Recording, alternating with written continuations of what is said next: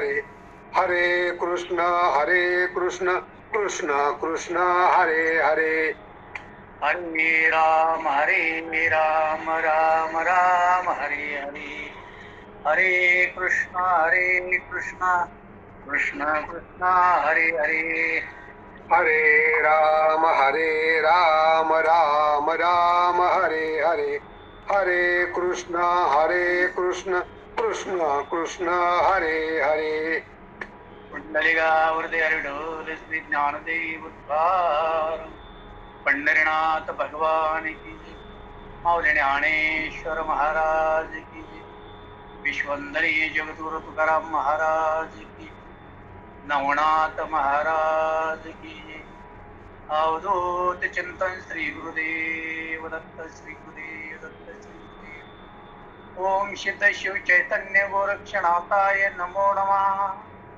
ओम चैतन्य विष्णुदेवाय नमो नमः, ओम चैतन्य महालक्ष्मी माताय नमो नमः। ओम शांती शांती शांती। सर्व साधक मायबापांना मायबापांच्या चरणी स्पर्श करतो, वंदन करतो. आणि आज बऱ्याच दिवसात दीर्घ कालावधीनंतर आज आपण गाठीला सुरुवात करतोय. सर्वांचा अगोदर कृपा आशीर्वाद घेतो आणि माझ्या चिंतनाकडे वळतो. आजपर्यंत तुम्ही श्री तुकाराम गाथा त्यामधील जवळजवळ 70 अभंगावरती चिंतन ऐकलेलं आहे. आणि आजचा जो अभंग आहे तो आजचा अभंग आहे 71 क्रमांकाचा अभंग आहे. युक्त हारण लगे अनेक साधने, अल्प नारायणे दाखविले, कलियुगा माझी करावी कीर्तना, तेने नारायणा देईल भेटी. न लगे लौकिक सांडावा व्यवहार, घ्यावे वनांतर भस्मदंड, कामणे मज आणि व उपाव, दिसते ते वाव नामवी. हा 71 क्रमांकाचा अभंग आहे.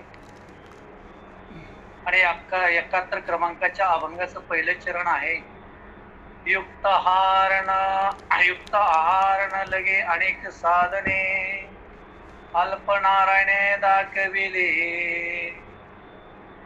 पहिले चरण सांगते युक्त आहार. न शब्द वापरला, न लगे अनेक साधने म्हणजे परमार्थ साधण्यासाठी, परमार्थ देव प्राप्त करून घेण्यासाठी कोणत्या विविध प्रकारची युक्त आहाराची आवश्यकता नाही, साधनेची गरज नाही. युक्त आहार न लगे अनेक साधने, म्हणून चांगल्या प्रकारचा आहारच सेवन करणं आवश्यक नाही, किंवा अनेक प्रकारची विविध प्रकारची साधनं करणं गरजेचं नाही. कशासाठी? तर आपल्याला भगवंत प्राप्त करून घ्यायचं असेल, परमार्थ करून घ्यायचं असेल तर त्याचं का असं म्हटलंय तुकोबरायंतर पुढे त्याचं उत्तर दिलंय अल्प नारायणे दाखविली. आणि परमार्थ जर करायचा असेल तर या साधनांची आवश्यकता नाही, आहारांची आवश्यकता नाही, परंतु अगदी थोडक्या कष्टाने सुद्धा भगवंत प्राप्ती होऊ शकते असं भगवंतांनी नारायणाने सांगितलेलं आहे. फक्त माणसाच्या अंतःकरणामध्ये शुद्ध भाव हवा आहे, भगवंताविषयी विश्वास हवा आहे, श्रद्धा हवा आहे. आणि अंतःकरणापासून बाह्य अंगाने देव कधी प्राप्त होत नाही, अंतरांगाने देव प्राप्त होत. आणि म्हणून सांगितलंय की युक्त आहार लगे अनेक साधने, अल्प नारायणे दाखविली. अल्प कष्टाने, अल्प सायासाने, अल्प साधनेने, फक्त भक्तिभावाने, अंतःकरणाच्या प्रेमाने जर आपण साधना केले तर देव प्राप्त होईल, आपला परमार्थ साधू शकू शकेल. कलियुगा माझे करावे कीर्तना, तेने नारायण देईल भेटी. आणि ह्या कलियुगामध्ये आपल्याला भगवंत प्राप्ती करून घ्यायची असेल तर आहारांची जास्त आवश्यकता नाही, साधनांची आवश्यकता नाही. कलियुगामध्ये देव प्राप्त करून घ्यायचा असेल तर अल्प आपल्या मनातला भाव, श्रद्धा, विश्वास आणि ह्या साधनेने गेलं, याच्या पलीकडचं दुसरं कलियुगामध्ये साधन कोणतंच नाही. आणि त्यामुळे आपण अंतःकरणातल्या भावनेने भगवंताशी गेलो तर भगवंत आपल्याला प्राप्त झाल्याशिवाय राहणार नाही. म्हणून सांगितले, तेने नारायण देईल भेटी. आणि देव प्रत्यक्ष आपल्याला भेट देईल आणि आपला परमार्थ लौकिक करून घेईल आणि आपला संसारही त्याच्या बरोबर चांगला करून घेईल. फक्त अंतःकरणामध्ये, प्रत्येक भक्ताच्या अंतःकरणामध्ये भगवंताविषयी प्रेम असणं आवश्यक आहे, भगवंताविषयी श्रद्धा असणं आवश्यक आहे, भगवंताविषयी दृढ भाव असणं आवश्यक आहे आणि भगवंताविषयी भाव असणं आवश्यक आहे. आणि तरच आपल्याला देव या कलियुगामध्ये प्रसन्न होण्याचं साधन. इतर साधनाला भगवंताने किंमत दिली नाही, तर श्रवणाला किंमत दिली. कीर्तन शब्द वापरलाय. श्रवण झालं, अध्ययन झालं, त्याचं आचरण झालं आणि त्याचं मनन केलं, पठन केलं, चिंतन केलं, ते देव प्राप्त होतो. म्हणून याच्या व्यतिरिक्त या कलियुगामध्ये, मृत्यूलोकामध्ये दुसरं कोणत्याही प्रकारचं साधन नाही. आणि म्हणून कीर्तन रूपी साधन, श्रवण रूपी साधन, अध्ययन रूपी साधन, आचरण रूपी साधन, मनन रूपी साधन आणि चिंतन रूपी साधन हे जर आपण आत्मसात केलं तर देव आपल्यापासून दूर नाही, देव आपल्याला प्राप्त होऊ शकतोय. न लगे लौकिक सांडावा व्यवहार, घ्यावे वनांतर भस्म दंड. म्हणून त्यासाठी प्रपंचाचा त्याग करायची आवश्यकता नाही. देव प्राप्त करून घ्यायचा असेल तर वनांतरात जायचं नाही, घर सोडून जायची गरज नाही. प्रपंच जो भगवंताने निर्माण करून दिलाय, प्रपंच अगोदर देव प्रपंच निर्माण केल्याशिवाय आपण त्या संसारामध्ये जन्माला येत नाही. आणि संसारात जन्माला आल्याशिवाय भगवंताची प्राप्ती होत नाही. कारण संसारात जर जन्माला आलो तर देवाची प्राप्ती होत, तर इतर योनीमध्ये आपण जन्माला गेलो तर देव प्राप्त होत नाही. म्हणून मानव देह सर्वात श्रेष्ठ आहे. म्हणून संसारूपी सागरात आपण जन्माला आल्याशिवाय, कारण संसार हा दुःखमूळ म्हटले, परंतु संसारात खरंच सुख आहे. कारण संसारात जन्माला आल्याशिवाय देव प्राप्त होत नाही. देव प्राप्त झाला म्हणजे सुख आहे. देव म्हणजे सुख आहे, त्याचा शब्दाचा अर्थ घेतला. आणि म्हणून त्याच्यासाठी संसाराचा त्यागाची काही आवश्यकता नाही. प्रपंच त्याग करून वनामध्ये जाऊन वेगवेगळ्या प्रकारची साधना करायची, भस्म लावायचा, उपासना तापासना करायची काही गरज नाही. घर सोडून जायची गरज नाही, संसार सोडून जायची गरज नाही. काहीच वैष्णवी कराय की चित्त आवडे अनंत आळवावा. न लगती सायास जावे वनांतरा, सुखी येतो घरा नारायण. देव आपल्या घरी येतोय, परंतु आपल्या हृदयामध्ये, अंतःकरणामध्ये भगवंताविषयी प्रेम असणार. आणि म्हणून तुकोबराय सांगतात की न लगे लौकिक संडावा व्यवहार, घ्यावे वनांतर. तुका म्हणे मज आणि व उपाव, दिसते देवाव नामवीन. आणि म्हणून तुकोबराय म्हणतात की विठ्ठलाच्या नामस्मरणाशिवाय इतर कोणताही आपल्याला उपाय अजिबात दिसत नाही.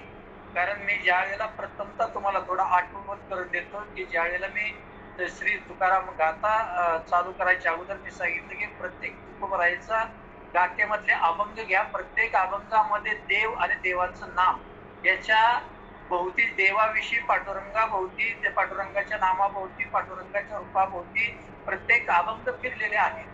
त्या अभंगात प्रत्येक अभंग तुकोबरायचा कोणताही अभंग घ्या, तुकाराम गाथेतला प्रत्येक अभंगामध्ये देव आणि देवाचं नामस्मरण चिंतन सांगितले, देवाचं रूप आणि गुण सांगितलेले आहेत. आणि म्हणून तुकोबराय म्हणतात की विठ्ठलाच्या नामाशिवाय इतर कोणताही मला आज तर उपाय दिसत नाही. उपाय म्हणजे उपाय कोणत्याही प्रकारचा दिसत नाही. सरळ सरळ सरळ 71 क्रमांकाच्या अभंगाचा सरळ अर्थ तुम्हाला मी सांगितला.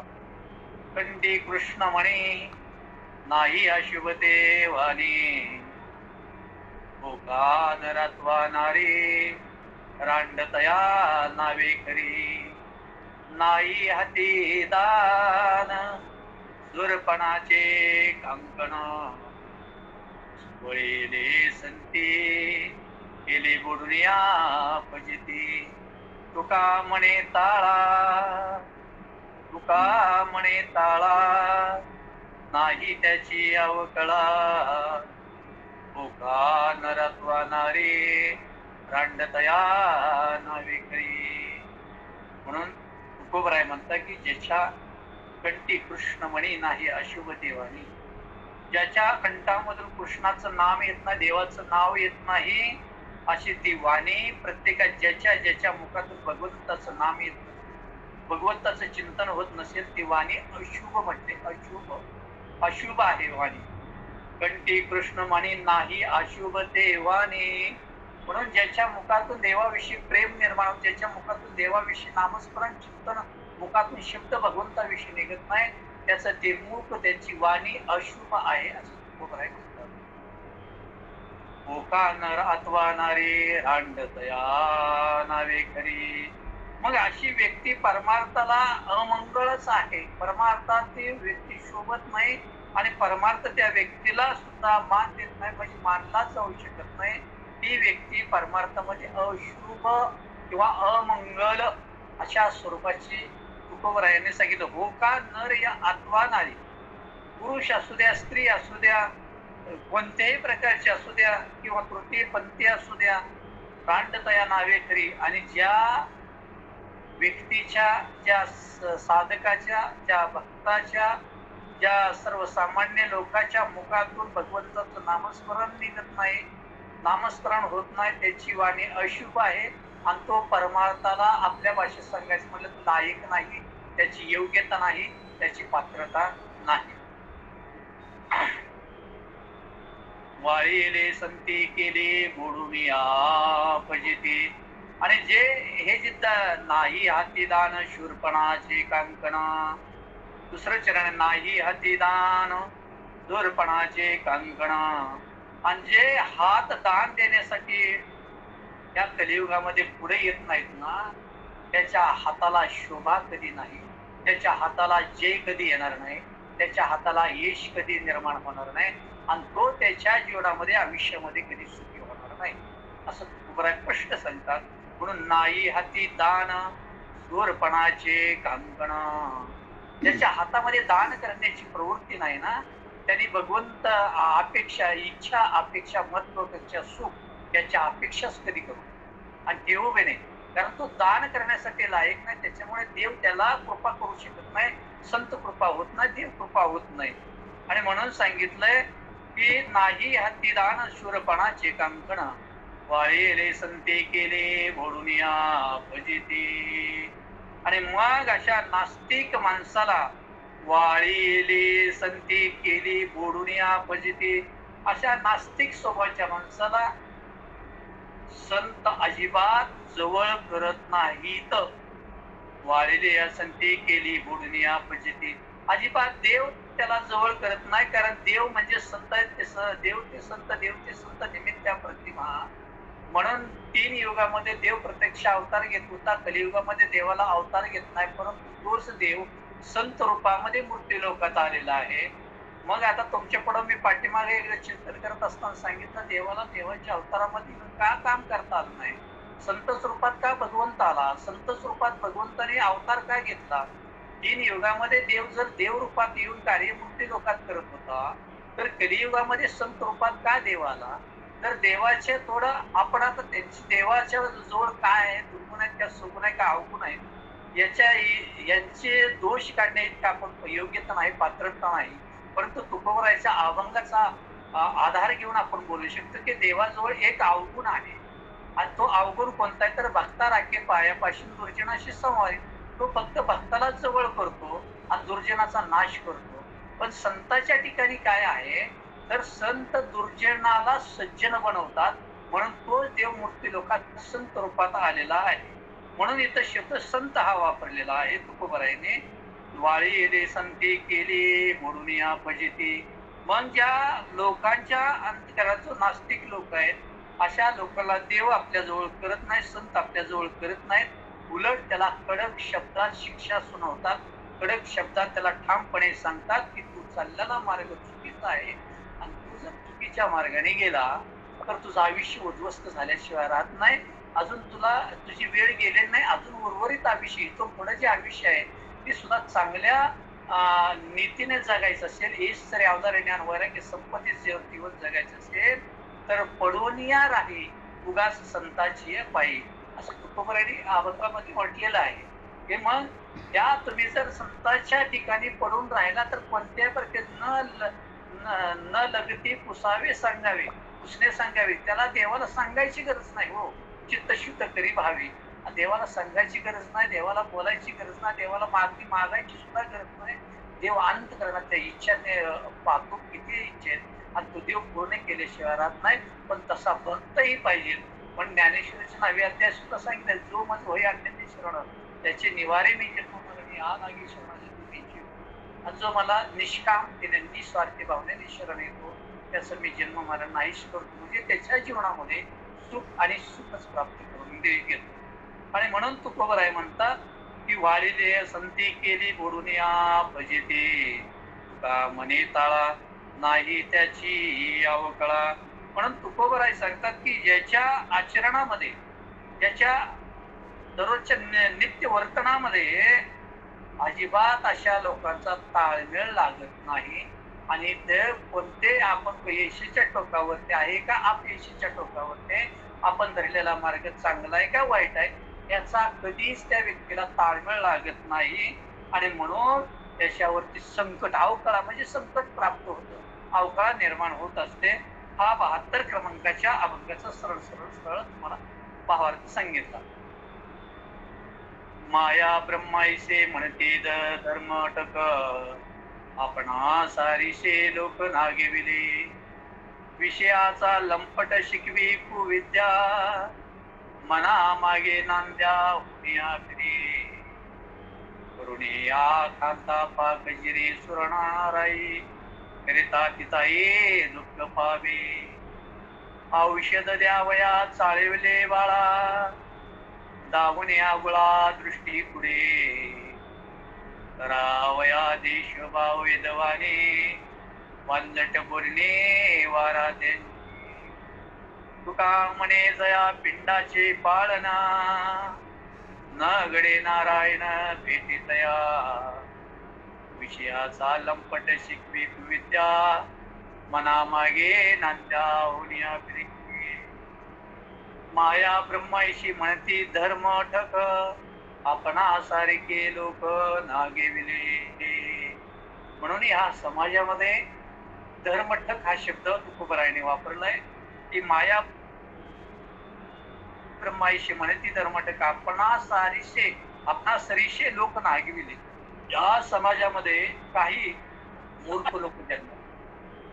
ज्ञान आहे पण ते ज्ञान अज्ञान आहे, त्यालाच ते ज्ञान समजतात आणि त्या अज्ञान रूपी अवस्थेमध्ये लोकांना उपदेश करतात. त्याला धर्मटक असा शब्द तुकोबरायने वापरलेला आहे.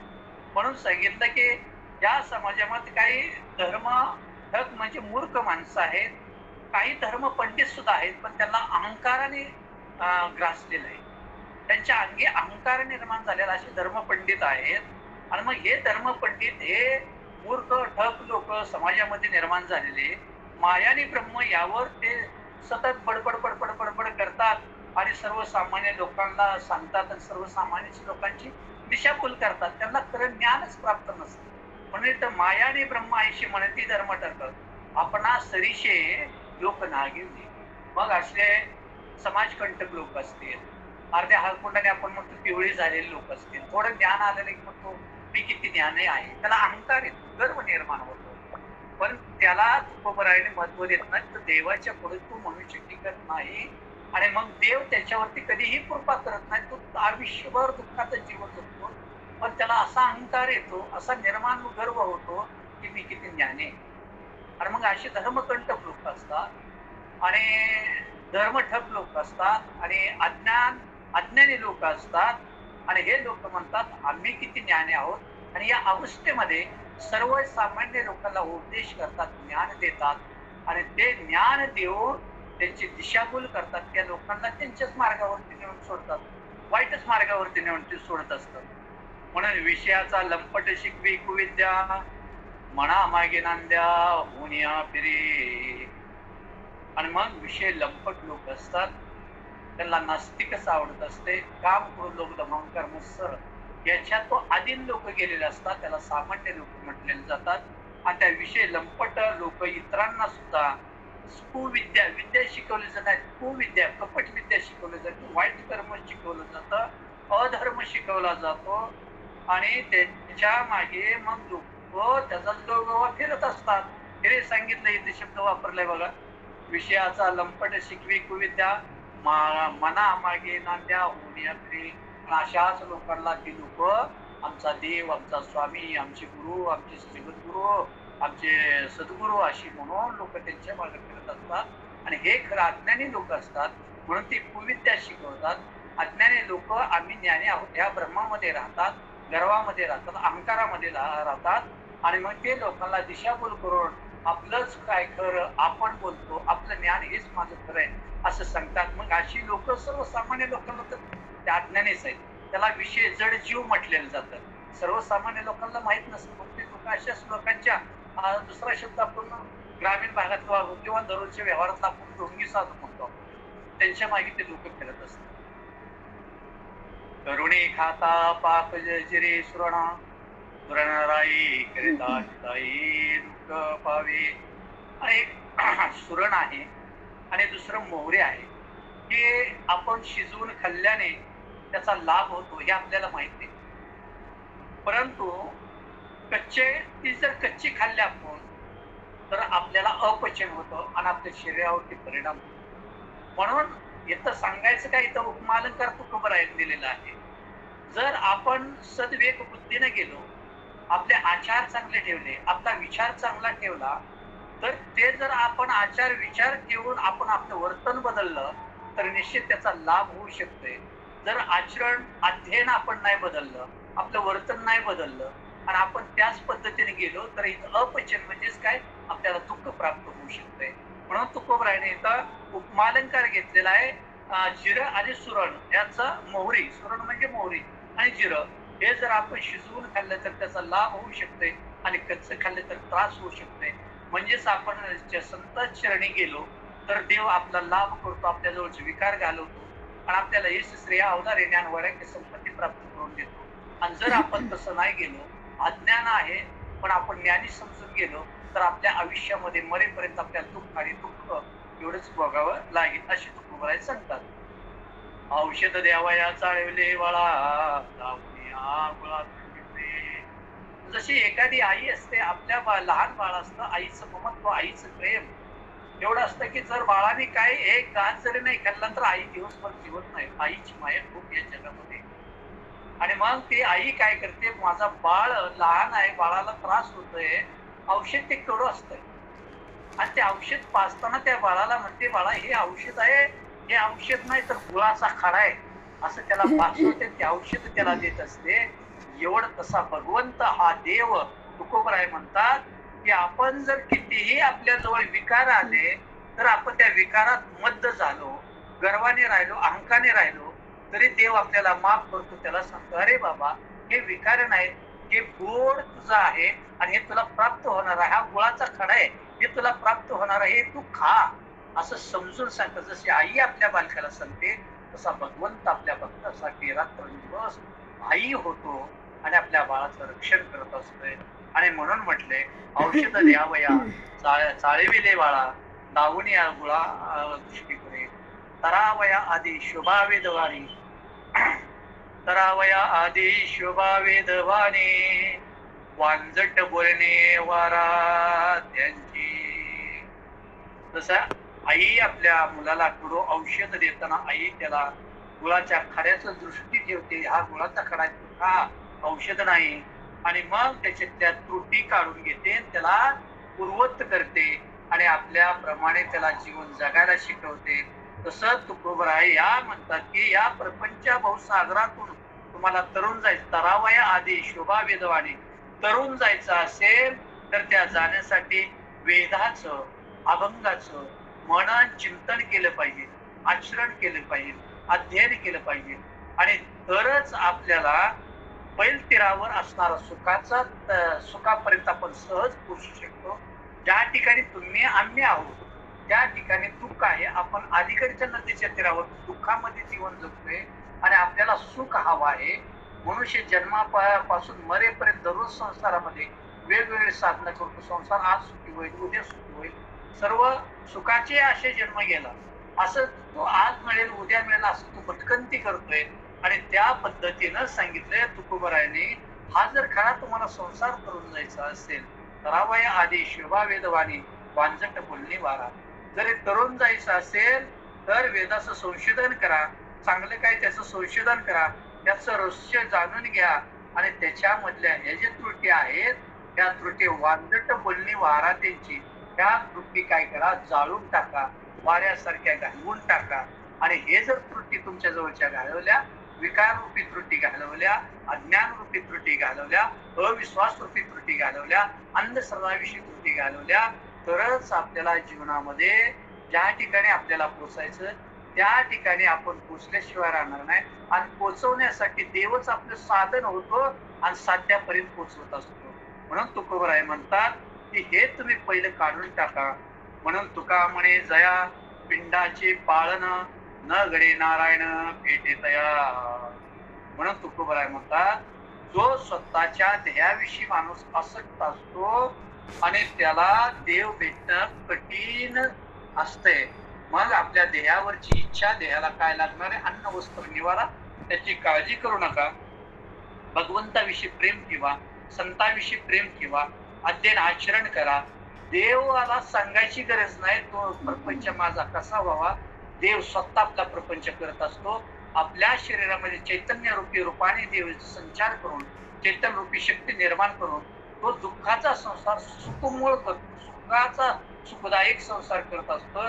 आणि म्हणून सांगितले तुकोबराय म्हणतात की तुका म्हणे जया पिंडाचे पाळन, न घडे नारायण भेटे तया. आणि म्हणून या ध्येयाविषयी तुम्ही आसक्त व्हा, सक्ती करू नका, आसक्त व्हा. आणि असक्त झाला तर देव तुम्हाला भेटायला अजिबात कठीण नाही असं सांगितलेलं आहे. हा 73 क्रमांकाच्या अभंगाचा सरळ भावार्थ झाला. मृग जळ दिशे साची पण ऐसे, पोटियाचे पिशे उर पुरी.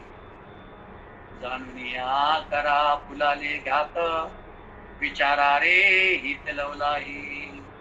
संचित सांगाती बोळवण सवे, आचरले द्यावे फळ तेने. तुका म्हणे सेकी मशान देवरी, संबंध गोरी आगिसरी. मृग जळ दिसे साचपण ऐसे, पोटियाची पिशीवर पुरी. जाणून का करा फुले ते घात, विचारा रे हित लवलाही. पहिलं चरण आहे मृग जळ दिसे साचपण ऐसे आणि पोटियाचे पिसे उर पुरी. आता मृगजळ बघितलेला आहे. मृगजळ म्हणजे एक भास आहे. उन्हाळ्याच्या दिवसामध्ये त्या हरणाला तहान लागलेली असते आणि त्या तहानेनं तो हरण व्याकुळ झालेला असतोय आणि त्याला पाण्याची आवश्यकता आहे, तहान भागवण्यासाठी पाण्याची आवश्यकता आहे.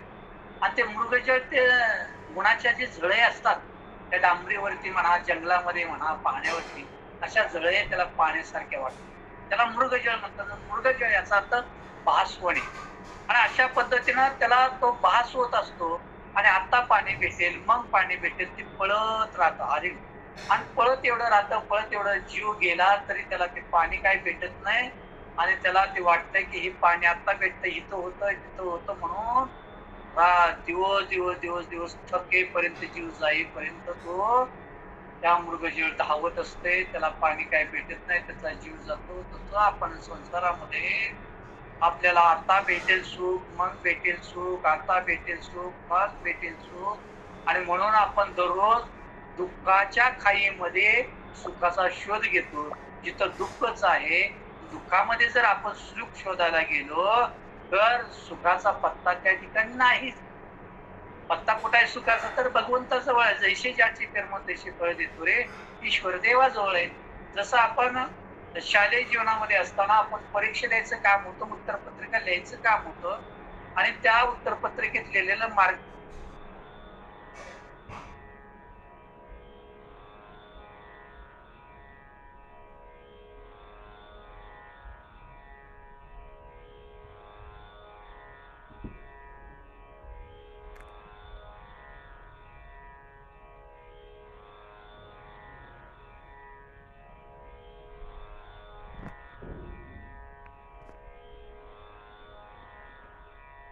मृगजळाप्रमाणे जीवन जगत आहे.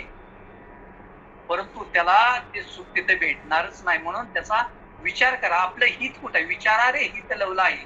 आपलं हित कुठं आहे तिथं बघा. आणि आपण जाणून बुजून आपल्याला ज्ञान आहे तिथं सुख मिळणार नाही. तरी आपण आपलाच घात करून घेतात. जाणून एका करा आपुलाले घात, विचारारे हित लवलं आहे. आणि मग आपलं जिथं हित आहे त्या ठिकाणचा विचार करा आणि तिथपर्यंत पोहोचा, नक्की तुम्हाला सुख सापडेल.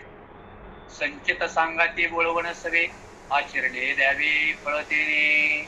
आणि म्हणून सांगितलेलं आहे की आता 3 प्रकारचं प्रारब्ध आपल्या जीवनामध्ये घडत असतं. संचित कर्म, क्रियामान कर्म आणि प्रारब्ध कर्म, अशी 3 प्रकारची कर्म आहेत. संचित कर्म जे शिल्लक आहे म्हणून जन्माला यावं लागतंय. प्रारब्ध संचित आणि क्रियामान मधलं शिल्लक राहतं त्याला प्रारब्ध म्हणायचं. आणि क्रियामान संचित कर्मामुळे जन्माला येतो ती भोग भोगण्यासाठी जी आजच्या अवस्था त्याला क्रियामान कर्म म्हणायचं. आणि म्हणून सांगितले तुकोबराय सांगतात की संचित सांगा ती बोलवण सवे, आचरले द्यावे फळ देणे. आणि म्हणून आपले पूर्व संचित ज्याप्रमाणे आहे त्याचप्रमाणे आपल्याला या जीवनामध्ये सुख मिळत असतात. आणि ज्या सुख अजून जर भेटायचं असेल जास्त तर आपण आपले जे कर्म आहे त्या पद्धतीनं मनुष्याचा जन्म 3 कारणासाठी परत होतो. पुन्हा मनुष्याला जन्माला 3 कारणामुळे यावं लागतं. 3 कारण कोणतं? पाप पुण्य शिल्लक राहिले तर मनुष्याला जन्म यावं लागते. वासनामूर्ती समय शिल्लक राहिले तर मनुष्याला जन्माला यावं लागते. आणि कर्म शिल्लक असलं तर मनुष्याला जन्माला यावं लागते. पुन्हा तो मनुष्य जन्माला येतो. तेच पुनरपी जननम पुनरपी मरणम, पुन्हा तो जन्मतो तो मरतो आणि तेच कर्म भोगतो. आणि त्याच्यातून सुटका होण्यासाठी बाबा पुन्हा तू जन्माला येऊ नको. आता तर मनुष्य देह दिलाय. मनुष्य देह सगळ्यात पवित्र आहे, निर्मळ आहे. जरी नाशिवंत देह असला तरी मनुष्य देहामध्येच देव प्राप्ती करता येते. कुत्र्याच्या, मांजराच्या, इतर योनीतल्या 4 खाणीतल्या देहामध्ये आपल्याला देव प्राप्त कधीच होणार नाही. फक्त एकच देव प्राप्तीचं साधन आहे, मानवी देह. आणि ह्या देहात जन्माला आल्याशिवाय देव प्राप्त होत नाही. आणि देव प्राप्त झाल्याशिवाय आपल्याला विधेय मुक्त अवस्था प्राप्त होत नाही आणि मोक्ष प्राप्त होत नाही. फक्त मानवी देहामध्येच होत असते. म्हणून हा मानवी देह क्षणभंगुर आहे. आणि जोपर्यंत आहे तोपर्यंत माणसाने योग्य करावेत. योग्य मार्गाचा मार्ग दाखवून गेले आधी दयानिधी संत जे मार्ग दाखवला त्या मार्गावर गेलं तर आपल्या संसारात कधीच सुख येणार नाही. आणि म्हणून सांगितलंय मग त्याचप्रमाणे आपल्याला जीवनातील फळ आपल्याला भोगायला मिळतात. आचरले द्यावे फळ तेने. जसं संचित कर्म संचित सांगा ते बोलवण सवे, जसं संचित कर्मानुसार आपण जन्माला येतो त्याच पद्धतीने आचरले द्यावे फळ तेने. आणि अशा पद्धतीने ते फळ आपल्याला भोगायला येतं. तुका म्हणेसे की मशानतेवरी संबंध गोरी आगी सवे. म्हणून तुकोबराय म्हणतात की मानवी देहाचा शेवट झाल्यानंतर आपल्याला कुठं जावं लागतं? शेवट झाल्यानंतर मशानातच जावं लागतं. आणि मशानात गेल्यानंतर गोऱ्यामध्ये, अग्नीमध्ये आणि मग त्याचा आपला संबंध येतो. गोऱ्याचा आणि अग्नीचा संबंध आला की मानवी देह ज्याच्यासाठी आपण निर्माण केलं त्याच्यासाठी सार्थक होत नाही. म्हणून गौऱ्या संघ जळण्याच्या अगोदर, मशानभूमीत जाण्याच्या अगोदर नरदेह भगवंतांनी प्राप्त करून दिलाय. त्याचं सार्थक करा. तुका म्हणे जन्म आल्याची सार्थक क्रिया. आणि म्हणून सांगितलं की जन्माला आल्याचं सार्थक करून घ्या. कोणत्या अहंकारात जाऊ नका, कोणत्या गर्वामध्ये जीवन जगू नका. आणि मी केलंय, आमच्या बापाच्या काळात एवढं नव्हतं, मी पट्ट्याने केलंय, घर घेतलं, 2 BHK घेतला, गाडी घेतली, बंगला, काही नाही. तुझ्या कर्मात तू पाठीमागच्या संचित कर्मात जे केलंय कर्म त्या पद्धतीने आज तुला प्राप्त होईल. पण त्याचा जर अहंकार धरला, गर्व धरला तर पुन्हा तुला त्याच पद्धतीने जीवन जगावं लागेल. तुझ्या जीवनात सुखाचा पत्ता मिळणार नाही, सुख भेटणार नाही. म्हणून माणसाने तुका म्हणे नये डोळे दोरे भरून या राहू असं म्हटलेलं आहे त्या ठिकाणी. पण तुकोबराय म्हणतात की डोळे दुरे हे गर्व अहंकाराने अजिबात राहू नका. गर्वाचं घर खाली होणार आहे. म्हणून तुकोबरायने सांगितलं की तुका म्हणे सेकी मशानतेवरी संबंध गोरी आगी सवे. हे 74 क्रमांकाच्या अभंगाचा सरळ तुम्हाला भावार्थ सांगितलं.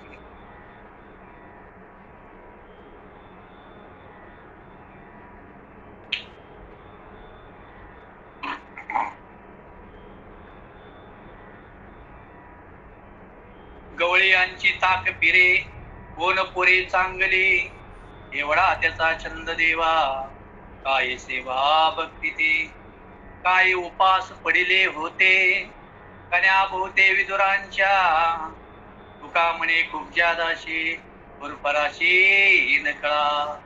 एवढा त्याचा छंद देवा काय सेवा भक्ती ते. 75 क्रमांकाचा अभंग आहे. गवळी यांची ताक पिरे कोण पुरे चांगली. आता हे गोकुळातलं उदाहरण घेतलेलं आहे. श्रीकृष्ण अवतारातलं हे उदाहरण, त्याच्यावरती अभंग आहे. गोकुळातील गवळ्याची पोरं ताक आणि दूध पिणारी होती. नुसतं ताक, दूध, तूप, लोणी मथुरेला जात होतं. कारण आता कालेच्या अभंगात आम्हाला सांगावं लागतं, कीर्तनामध्ये कालेच्या वर्णन करावं लागतं. आणि तरी ती मुलं, नुसते ताक पिणारी मुलं सशक्त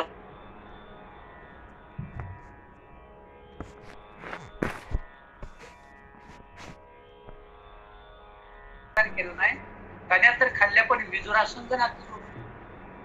मग तुम्ही आम्ही जर आपण देवाच्या चरणाशी लीन झाले, आपण देवाच्या चरणाशी पडून नुसतं राहिलो, उगाच संताची हे पाहिजे पडून या राही उगाच संताची नुसतं जर पडून राहिलो तरीही आपल्याला देव प्राप्त होतो.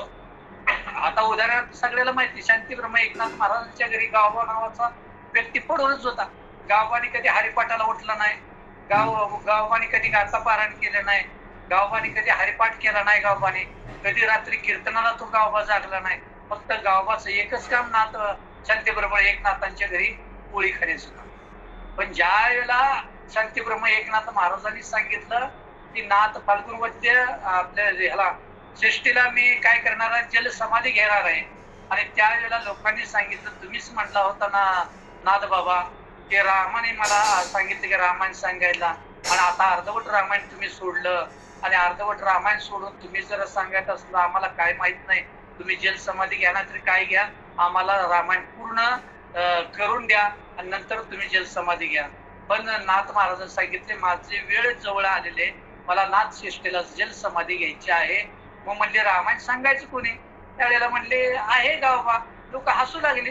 गावबा हा म्हटले ते नुसतं पोळ्या खाण्याचं लायकीचं गावबा, कधी हरिपाठ नाही, कधी काकड्याला उठलं नाही, कधी गाथा पारायण केलं नाही, कधी कीर्तनाला थांबलं नाही, गावबा काय सांगायचं. मग अशा वेळेला म्हणले बर ठीक आहे, तुम्ही वक्ता देताय मान्य आहे, मग गावबाची परीक्षा तुमच्या समोरच होऊ द्या. दुसऱ्या दिवशी नाथ महाराज उठले, 4ची वेळ होती प्रवचनाची.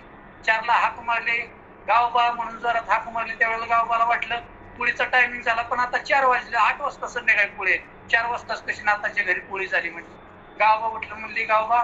मग ते गावबा उठलं, म्हणले बाबा, म्हणले आता पोळी कशी काय? पोळी आता नाही तर पोते आहे म्हणले, आता वाचायचं म्हणजे तो आता रामायण सांगायचं. मग गावबा बघायला लागला नाथ महाराजांकडे, म्हटलं मी कधी हरिपाठाला नाही, पोळ्या खाऊन झोपत होतो, आता काय झालं? म्हणले माझी आज्ञा तू सांगायचं. गावबाने डोकं ठेवलं नाथांच्या चरणाशी आणि नाथांनी स्पर्श केला, डोक्यावरती हात ठेवला, कृपाशीर्वाद दिला. आणि जे युद्ध कांडातील अध्याय 44 पासूनची पुढलं रामायण आहे ना, ते गावबाचं रामायण, नाथ शांतीब्रह्म एकनाथांचं रामायण नाही. आणि ते गावबाच्या रामायणामध्ये आणि नाथबाबांच्या रामामध्ये एक अंश सुद्धा फरक नाही, एक अंश. म्हणजे नुसता पडून जरी राहिला, मला सांगायचं काय, पडून या राहीस उगाच संताची या पाहिजे. म्हणून भगवंताचं आचरण आपले निस्वार्थ भावून निष्कामतेने जर केलं तर देव आपल्यावर कृपा केल्याशिवाय राहत नाही. आणि म्हणून सांगितलंय, विदुराच्या घरच्या सुद्धा अन्नाच्या कन्या सुद्धा देवाने प्रेम भक्तीने खाल्ल्या आणि त्याच्याशी नातं जोडलं. देव मला एवढं काय सांगायचं तर देव आपल्याशी नातं जोडतो. फक्त आपल्या अंतःकरणामध्ये निष्कामता असावी, निस्वार्थ भाव असावा आणि श्रद्धा विश्वास भक्तीनं देवाचं प्रेमाने आचरण अध्ययन करावं.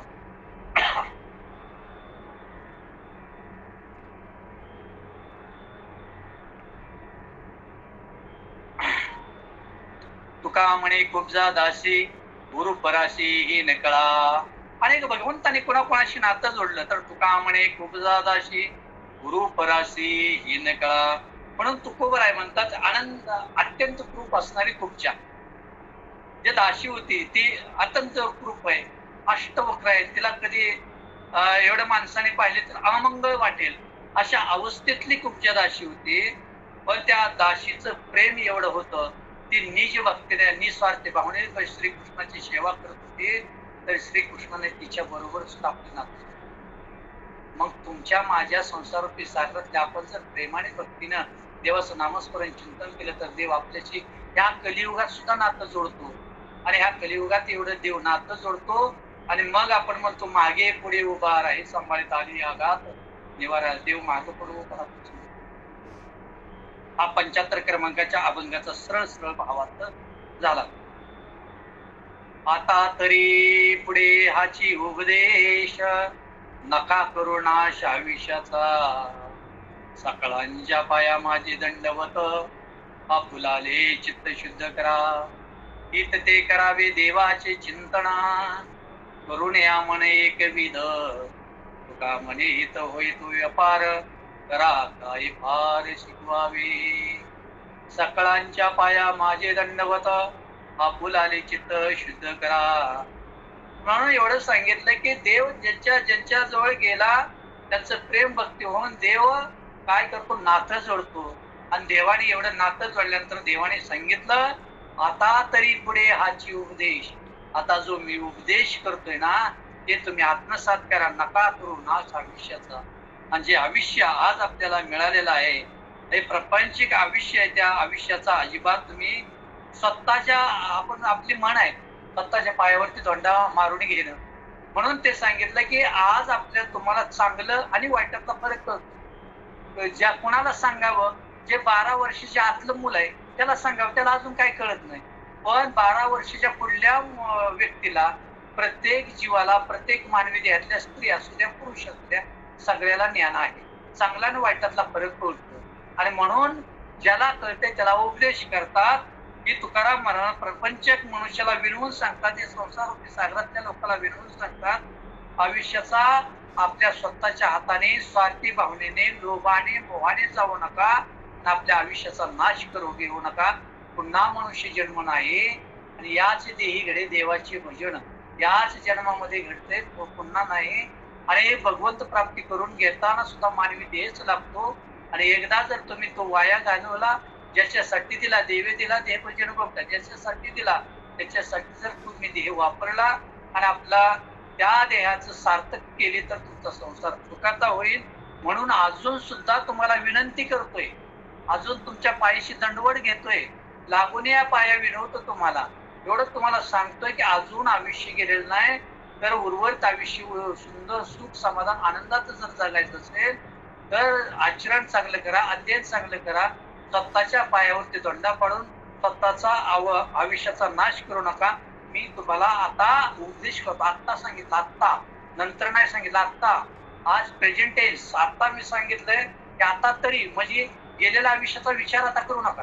इथून पुढे कसं आपल्याला काय चांगलं जीवन जगता येईल याचा म्हणून आता शब्द आता तरी पुढे हाची उपदेश नका नाश करो आयुष्याचा.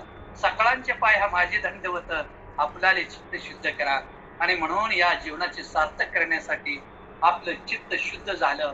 चित्त शुद्ध झालं तर कशाने चित्त शुद्ध होतं तर आपले विचार शुद्ध असतील तर चित्त शुद्ध होतं. चित्त शुद्ध झालेलं की आपल्याला गती प्राप्त होते. गती प्राप्त झालेलं की आपल्याला ज्ञान प्राप्त होतं. आणि ज्ञान प्राप्त झालेलं की आपलं कर्म चांगलं होतं. आणि कर्म घडण्यासाठी विचार असं आवश्यक आहे. पण चांगले विचार जर आपण घेतले तर त्यासाठी चांगला विचार करा चित्त शुद्ध करा. आणि एवढी विनंती करतो ती बी कशी करतो तू खबर आहे दंडवत पाया तुमच्या चरणावरती माझं मस्तक घेऊन तुम्हाला विनंती करतो. आणि आता तरी हाची ना असा आता नाश करू नका आयुष्याचा याच्या पुढे दुसरा जन्म नाही.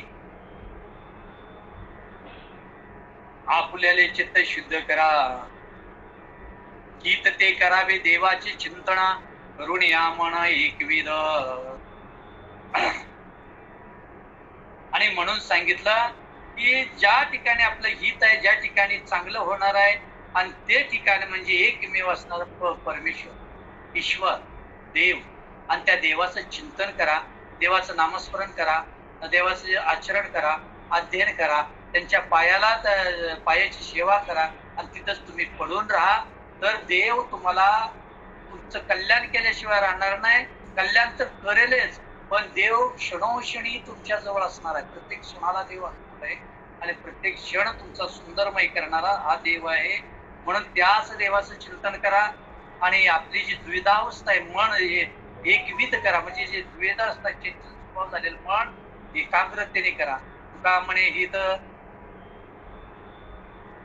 वैतो व्यापार करा, काय फार शिकवावे. आणि म्हणून एकाग्र चित्ताने परमेश्वराचे चिंतन करा, मनन करा, आचरण करा. म्हणून तुकोबा सांगतात की जर तुम्ही अशा पद्धतीने आचरण केलं, भक्ती प्रेम ठेवला, तर या नरदेहाचं सार्थक झाल्याशिवाय राहणार नाही. आणि नरदेहाचं सार्थक होण्यासाठी चांगला व्यापार देव शिकवल. म्हणून सांगितलेलं आहे की काय करा फार शिकवावे. आणि तुका म्हणे हित होय तो व्यापार. हा व्यापार म्हणजे तुमचं वर्तन कसं असलं पाहिजे. हा व्यापार कल्याणाचा व्यापार, सुखाचा व्यापार, आनंदाचा व्यापार देव तुमच्याकडून करून घेईल. आणि त्याचाच व्यापार आपण, त्याचाच व्यवहार या जीवनामध्ये करायचा. आणि तरच आपल्या देहाचं सार्थक होऊ शकते.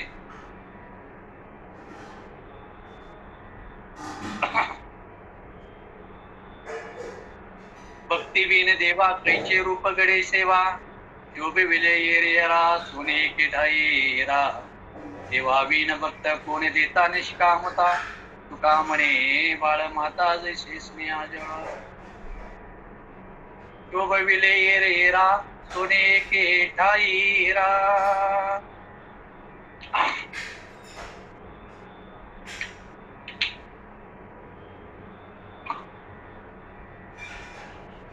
भक्ती बिन देवा कैची रूप घडे सेवा.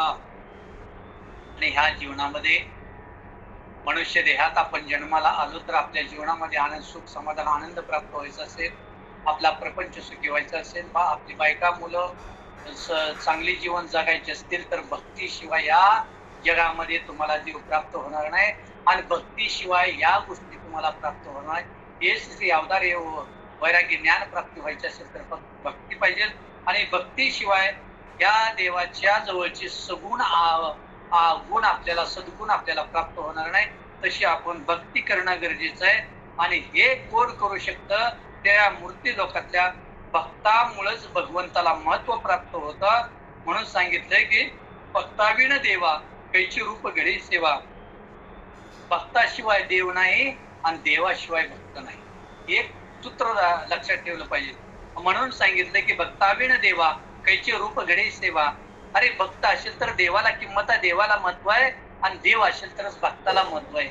म्हणून भक्ता वाचून या जीवनामध्ये कोणतीही गोष्ट आपल्या संसारात घडू शकत नाही. आपलं कर्म चांगलं होऊ शकणार नाही. आपल्याला सद्गुण प्राप्त होणार नाहीत. आपली सात्विक भावना तयार होणार नाही. फक्त एकमेव भक्ती पाहिजे. आणि ती विभक्ती निष्काम सेवा भक्ती पाहिजे, निस्वार्थी भाव सेवा भक्ती पाहिजे. आणि तर या भक्तीला महत्व प्राप्त व्हायचं असेल तर भगवंताशिवाय, भक्ताविण देव, भगवंताशिवाय काहीच नाही. शोभविले येरे यारा सोने एके ठाई. आणि म्हणून सांगितला जसा हिरा असतो, हिरा शोभिविला हिरा म्हटलेला आहे. शोभिविले येरा सोने एके ठाई हिरा. आता हिरा जो असतो, हिरा खडा आपण बघतो, हिऱ्याचा खडा, ते अंगठीत, सोन्याच्या अंगठीत हिराच शोभून दिसेल का लोखंडाच्या अंगठीत हिरा शोभून दिसेल? तर त्याला सोन्याचं स्कंदन असावं लागतं, तर त्याच्यात हिरा शोभून, त्या अंगठी शोभून दिसते. ती जर लोखंडाच्या कुंदनामध्ये जर हिरा घातला तर शोभून दिसणार नाही. म्हणून सांगितलंय की सोन्याच्या हिरा जो आहे तो हिरा सोन्याच्या कुंदनामध्ये शोभून दिसतो. तसा भक्त देवाचा आणि भक्ताचा संबंध आल्याशिवाय, भक्ताच्या सानिध्यात गेल्याशिवाय भक्त शोभून दिसत नाही. आणि भक्त असल्याशिवाय देव शोभून दिसत नाही. आणि म्हणून सांगितलंय की सोने एके ठाई हिरा देवाविन भक्त. आणि कोण देता निष्काम, देवाविन भक्ता कोण देता निष्कामता. देवाशिवाय भक्ताला निष्काम भक्ती शिकवणारा, निस्वार्थी भक्ती शिकवणारा आणि भक्तावर, देवावर प्रेम करणारा, देवाशिवाय या मूर्ती लोकात तुम्हाला कोण शिकवणारा भेटणार नाही. आणि जगात कोणीही नाही, ओनली देव आणि देवच आहे. म्हणून सांगितलं तुकोबरा शेवटच्या चरणामध्ये म्हणतात, तुका म्हणे बाळ माता जैसे स्नेहा जाळ. आणि म्हणून जशा लेकराच्या प्रेमासाठी आई जशी वेगवेगळं त्या मुलावरती प्रेम व्हावं, आणि त्या मुलाच्या स्नेहामध्ये आपण आई कशी रमून जाऊ, तसा देव भक्ताच्या स्नेहामध्ये रमून जातो. देवाचं भक्ताचं नातं माय लेकराचं नातं आहे. आणि हेच तुकोबरा आहे. त्या 77 क्रमांकाच्या अभंगामध्ये सांगतात. आपली वेळ संपलेली आहे. इथं स्तंभ पुंडलिकावरती हरी विठ्ठल श्री ज्ञानदेव तुकाराम पंढरीनाथ भगवान की जय. माऊली ज्ञानेश्वर महाराज की जय. विश्ववंदनीय जगद्गुरु तुकाराम महाराज की जय. नवनाथ महाराज की जय. अवधूत चिंतन श्री गुरुदेव दत्त, श्री गुरुदेव दत्त, श्री गुरुदेव दत्त. ओम सिद्ध शिव चैतन्य गोरक्षनाथाय नमो नमः. ओम चैतन्य विष्णुदेवाय नमो नमः. ओम चैतन्य महालक्ष्मी माताय नमो नमः. ओम शांती शांती शांती. अलक निरंजन. आता विश्वात्मके देवे येणे वाग्यज्ञे तोषावे. तोषोणे मज द्यावे बसाये दान हे. जय खळांची व्यंकटी सांडो तया सत्कर्मी रती वाढो. भूता परस्परे पडो मैत्र जीवांचे. द्वैतांचे तिमिर जावो विश्व स्वधर्म सूर्य पाहो. जो जे वांछित तो ते लाहो प्राणी जात. वर्षत सकळ मंगळी ईश्वर निष्ठांची मांदियाळी. अनवरत गोमंडळी भेटतो होता. चला कल्परूंचे आरव चेतना चिंतामणीचे गाव. बोलते जे अर्णव पियुषांचे. चंद्रमेजे आलांचना मार्तंड जे तापहीना. ते सर्वाई सदा सज्जना द्वैरे होतो. किंबहुना सर्व सुखी पूर्ण होणे तिही लोकी. भजी जो आदि पुरुखी अखंडित. आणि ग्रंथूप विजय विशेषी लोकीये. दृष्टा दृष्टी विजय होवा विजय. हेत म्हणे विश्वेश्वराहो हा होईल दान पसावो. येणे वर ज्ञान देव सुखिया झाला. येणे वर ज्ञान देव सुखिया झाला. येणे वर ज्ञान देव सुखिया झाला.